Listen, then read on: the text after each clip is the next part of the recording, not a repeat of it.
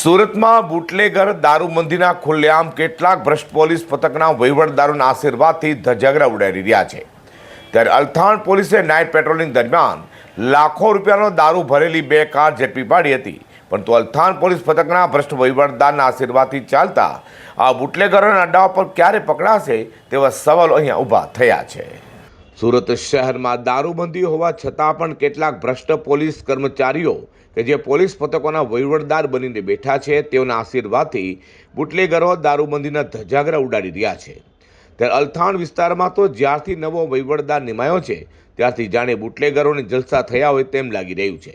જોકે આજ દિન સુધી અલથાણ પોલીસ પથકના ભ્રષ્ટ વહીવટદારના આશીર્વાદથી ચાલતા દારૂના અડ્ડા પર અલથાણ પોલીસે દરોડા પાડ્યા જ નથી. પરંતુ બહારથી આવતા દારૂને પકડી પોતાની શેખી મારવામાં અલથાણ પોલીસ અગ્રેસર હોય તેમ લાગી રહ્યું છે. ત્યારે અલથાણ પોલીસ નાઇટ પેટ્રોલિંગમાં હતી તે સમયે બાતમીના આધારે ભગવાન મહાવીર કોલેજ રોડ પર સુમન ભાર્ગવ સોસાયટીના પાર્કિંગમાંથી એક સ્કોડા મોટર ફેબિયા અને રેનોલ્ટ કારમાં દારૂનું કાર્ટિંગ કરનાર 3 આરોપીઓ, જેમાં મૈધરપુરા દુધાળા શેરીમાં આવેલા પંચશીલ એપાર્ટમેન્ટમાં રહેતા જિજ્ઞેશ નાનુભાઈ પટેલ તથા વલસાડના પારડીનો પાર્થ સુભાષ પટેલ અને વેલ પરવાના દર્પણ જયેશ પટેલને ઝડપી પાડ્યા હતા.